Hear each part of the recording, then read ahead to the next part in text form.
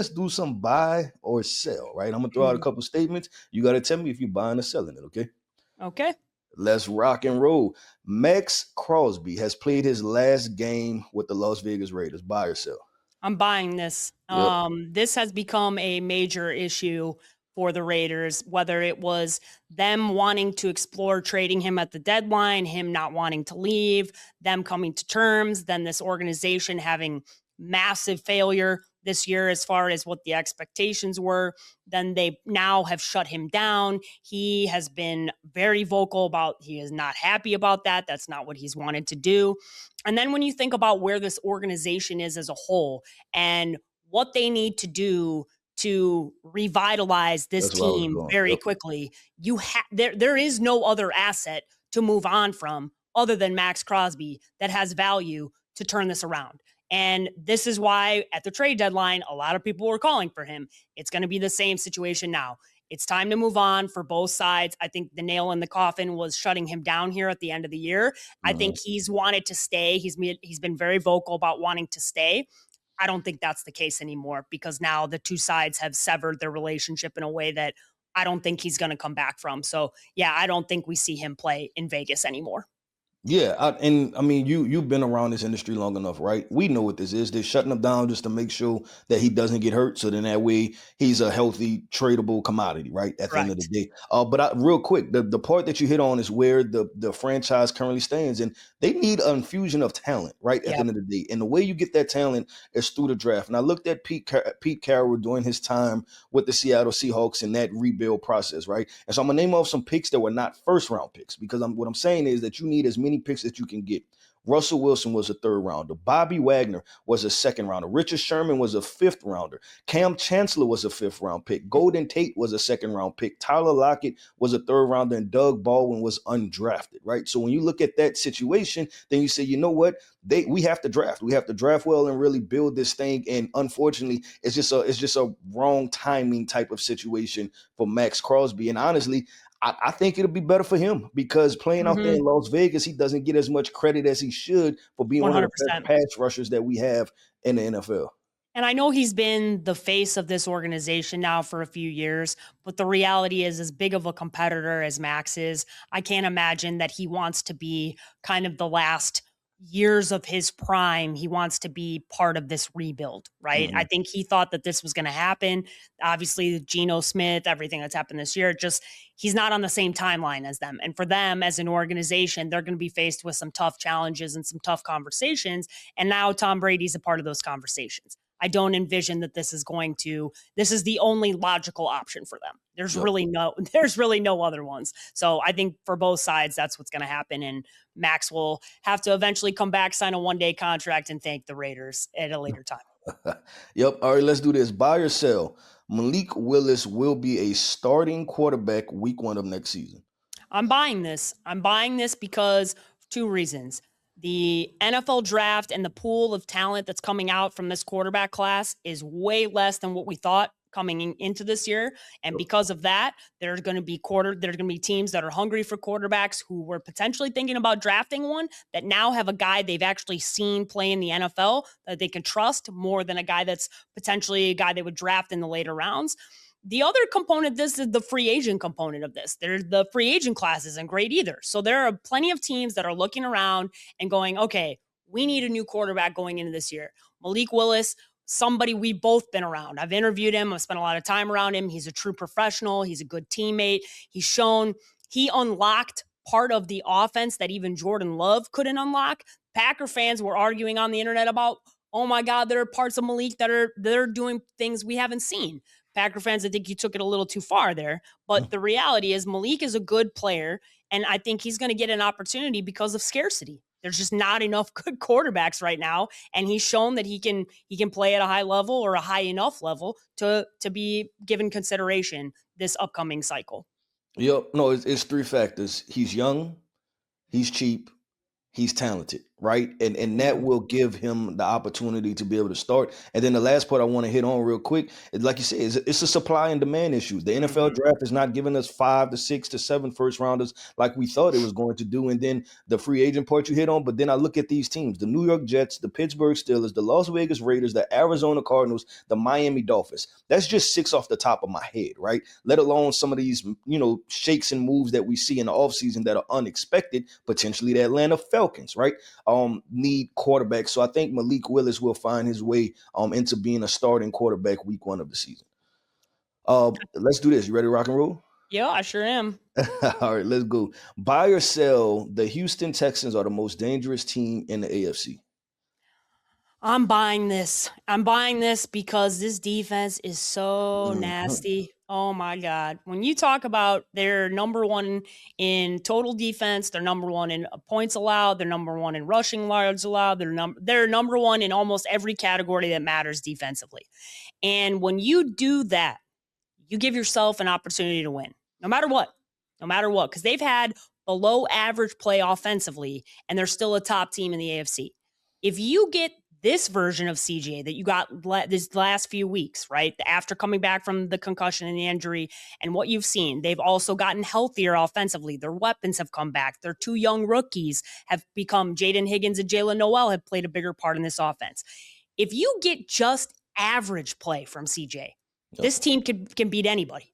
They can beat anybody because this defense is so talented and the pass rush is so good that they can handle any quarterback. If you watch what happens when Will Anderson and Daniil Hunter are lining up on opposite sides, good luck. It is not fun. No team is enjoying having to face that team. And I think when you dream of having one pass rusher as good as Will Anderson, but when you have two guys that are double-digit sack guys, you can beat anybody because every quarterback in the league is terrified to play you.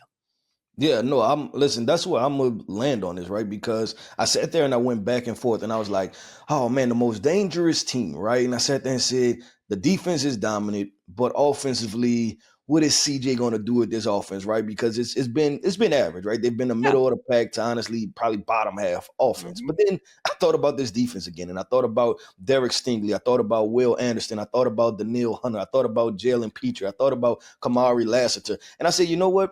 I don't give a damn what the offense does. This defense is that damn good. They strike fear into people. And I believe, was it a Sunday night or a Monday night football game when they played the Buffalo Bills, right? And they just kept hitting Josh Allen time and Yep. time again. And if this was a UFC fight, they just put people in a submission, right? They Yep. make you physically tap out. This is not a knockout to where it's going to last 5 seconds. The Houston Texans, they kick your ass for 60 minutes. Yep. It's a dogfight the entire time. And as long as you keep getting off the mat, they're going to keep knocking you back down. So the Houston Texans are dangerous. And I think because we always say this, defense travels, right? Defense and a run game can travel. And then this defense, the way it's currently constructed with having two really good corners, back end really dominant, and two dominant edge rushers, is constructed to stop those high-powered offenses also. So you can put a cap on an offense to say, hey, if they're playing the Buffalo Bills, I don't know if they're going to score past 21 points. Hey, if 100%. they're playing the Denver Broncos, they might not get past 20 points to where that's why I say I take the offense and I throw it out the window because this defense is that damn good. Yeah, that's why I said it's CJ doesn't have to. He just has to be average. Yeah, And yep. I Just don't hurt them. he has shown you enough to know that he can be average. He can be Yep. good. He can be good enough.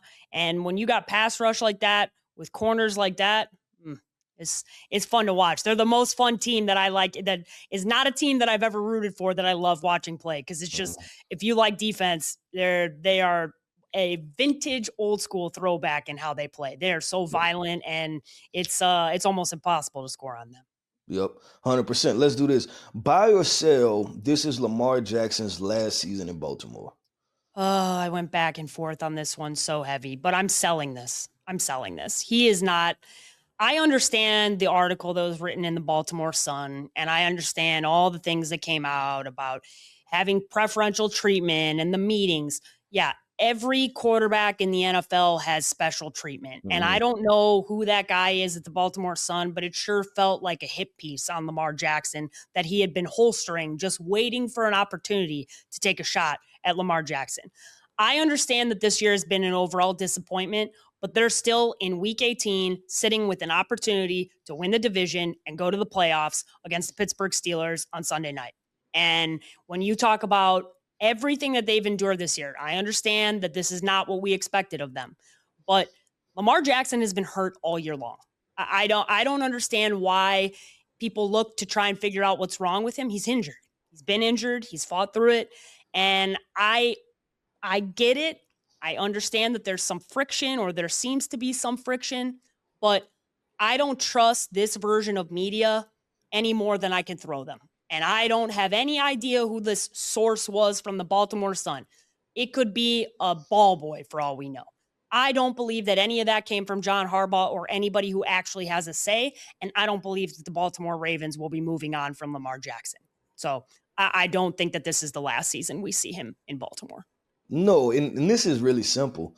There are only 4 to 5 great Hall of Fame-esque quarterbacks in the NFL right now, and Lamar Jackson is one of those. You're talking about getting rid of a 2-time MVP in his prime. That whole entire article, it should be thrown out, right? Because it makes no sense. And even if somebody was complaining, right, grow the hell up, right? You're talking about a franchise quarterback. He won 2 MVPs. God damn it, he should get preferential treatment. That's how it goes in the NFL. That's how it goes in college. That's how it goes in high school. And guess what? If you have kids, that's how it goes in Pee Wee too, right? The best kids get preferential treatment. That's how it goes in life. Yeah, that's how it goes in life. So I'm looking at that article and I'm like, well, this is a complete waste of time, because all you're telling me is that Lamar Jackson is treated like a superstar. A superstar is treated like a superstar. Who would have thought that, right? So, I'm sitting there and I'm saying, no, by no way this should happen. It's very hard to win football games. Lamar Jackson has missed a total of somewhere around 4 football games. If you win 3 of those 4 football games, now they're sitting at 11, 12 wins, and nobody's having this conversation because they're the 2 or 3 seed in the AFC. So, not doing it. Let's do this one. Last one. Buy or sell that the DK Metcalf suspension will cost them the division. Oh, man. I went back and forth on this one too. But I'm buying this because even if they win next week, this game that they played this weekend against the Browns, the reason they lost this game is because DK Metcalf was not out there. Yep. You watched with your eyes MVS run the routes that DK Metcalf was supposed to run, and he could not do it. He was in multiple positions that you watched him. There was probably 10 times where it was so obvious. This is a route that's meant for DK, and he's not out there. And when you don't have a lot of weapons, which is the Pittsburgh Steelers' problem, and it's been their problem when we've talked about it, and we expected them to be a bigger mover at the deadline, and they weren't. This is now coming to fruition, obviously right in front of our faces. So I'm going to buy this because as much as I have been kind of like saying, okay, I believe in the Steelers, I believe in the Steelers, I believe in the Steelers. I believe in the Steelers when they have their best offensive weapon. Without DK against the Ravens, as much as I have been criticizing them and the Ravens haven't been the same, I don't feel comfortable with either team. And at this point, I think I'm going to pick the Ravens to beat the Steelers, because without DK Metcalf, that offense is anemic. They don't have anything going for them.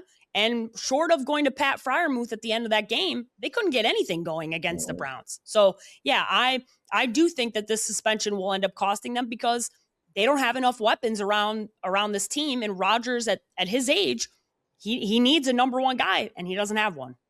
Yep. No, and this is why, and you go back to the beginning of the season, right? And you asked me how I felt about the Pittsburgh Steelers and offensively. And I said, good, not great. And then we had this conversation again when it came to the trade deadline. I said, please make a move, right? And this is what happens when you go 75% in. You don't go 100% in, is that you could potentially have deficiencies. Shit happens in football, and we know that, right? And so now you have DK Metcalf injured, and what you have is now the number 3 wide receiver has to play the number 2 spot. The number 2 has to play the number 1 spot, and that's not the roles that's meant for them, right? And now you have a divisional title on the line and an opportunity to go to the playoffs, and you're sitting there looking at a depleted wide receiver room. I look at the general manager, like, don't play in the middle. You went and got DK Metcalf. You went and got Aaron Rodgers. You knew that this was the 1 year. This was the 1 year. Why not make a trade for another, potential top pick, or make a trade for a guy on free agency market, so that way you have some type of balance and you truly feel comfortable and you could go lay your head down at night and say, you know what, I went all in. But I think the Pittsburgh Steelers are going to kick themselves, and they're going to go back to the trade deadline and say, damn, we should have made a move. Yeah, and obviously you can't foresee what happened with DK, right? I No, mean, but we obviously could foresee injuries, right? And we knew that this offense was correct. sputtering anyway. It was not a Correct. high-powered top 10 offense in the NFL. You knew that you just simply needed to get better, and you were living life on the margins and banking Mhm. all on one football player, and then now that one guy's not there.